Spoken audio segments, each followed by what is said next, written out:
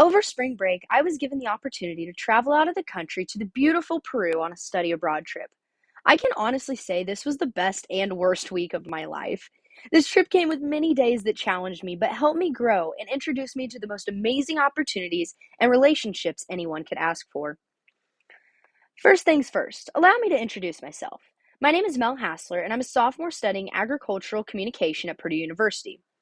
Although I joke around and say that I'm a big world traveler for taking trips around the United States, I've never actually been out of the country. This trip was an eye opening and earth rattling experience for a Midwest corn fed cowgirl. In preparation for this trip, my classmates and I were able to take a class called ASEC 491. For part of the semester leading up to spring break, my peers and I were able to dive into the culture, history, and any material we could find about Peru.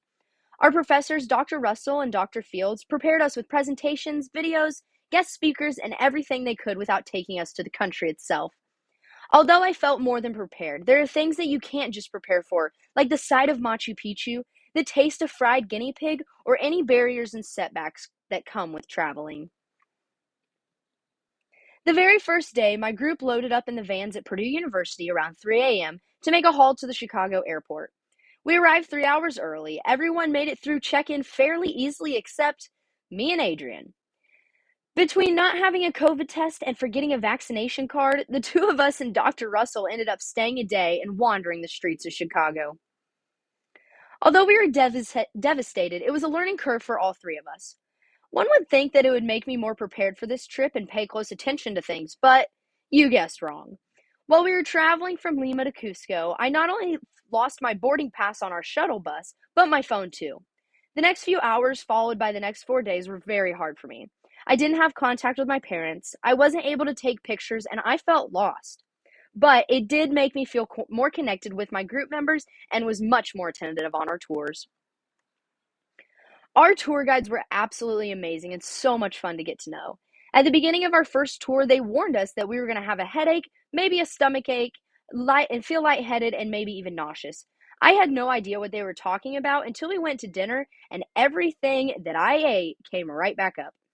The altitude sickness was a new and unfamiliar sickness, but the locals had remedies for us tourists that helped an unreal amount.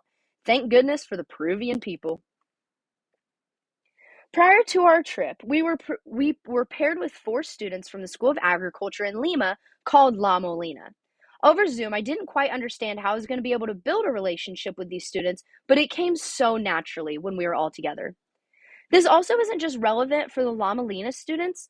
When I first came to class, I was very unfamiliar with my classmates and didn't feel like I made a real connection with them until we went on the trip.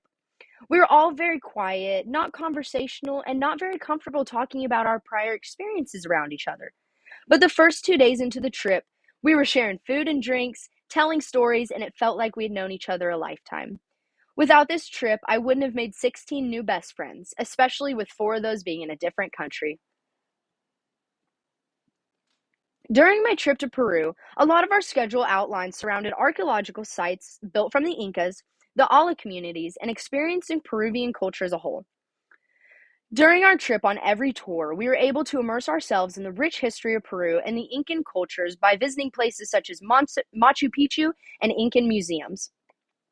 We were also able to visit multiple communities to learn about their agriculture practices and get to know the people there, which was so amazing in itself. During this trip, there were a lot of aha moments and big takeaways that I'm able to implement in my everyday life. The first one, which is an honorable mention, is attention to detail. I found out very quickly that whether you're traveling across the state, across the country, or to a foreign area, attention to detail is very, very important. The next takeaway is making friends who are different from me. At the beginning of this trip, I kept my circle very small, and I only hung out with people who had the same interests and future career goals as me. After spending a week with people entirely different from me, I made friendships outside the agriculture community that will last a lifetime. When you're studying abroad, it is very important to immerse yourself in the culture. You have no idea what these people can teach you, provide for you, and how much you can take away from this experience. And that brings us to taking advantage of every opportunity. The world is full of opportunities. You just have to take the initiative and grasp onto them and make the most of them. When anyone asks me about my trip to Peru, it is hard to find the words to describe of what I learned, how I grew, and how I changed as a person. I hope that Purdue students understand the amazing opportunities that Purdue gives students and take the advantage of going on a study abroad trip. The amount of lifelong friends that you're going to make is unbelievable, and the connections that you have after can help you in the future. You're not only making friends of a lifetime, but you learn about things you just couldn't learn from a textbook. The rich culture and history is eye opening for anyone who is willing to learn and listen. Not only do you learn about the world around you, but you learn about yourself. You get to push yourself outside your comfort zone and become the best version of you. I would highly recommend studying abroad for anyone who wants to.